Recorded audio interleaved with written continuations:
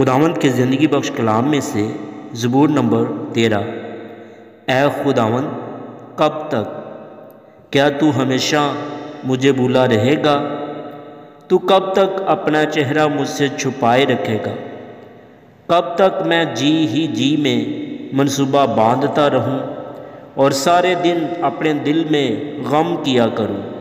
कब तक मेरा दुश्मन मुझ पर सर बुलंद रहेगा?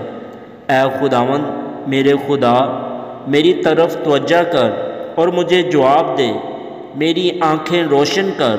ऐसा ना हो कि मुझे मौत की नींद आ जाए, ऐसा ना हो कि मेरा दुश्मन कहे कि मैं इस पर गालिब आ गया, ना हो कि जब मैं जुम्बश खाऊं तो मेरे मुखालिफ खुश हों।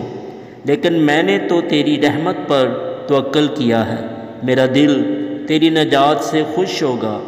मैं खुदावंद का गीत गाऊंगा क्योंकि उसने मुझ पर एहसान किया है। आमीन।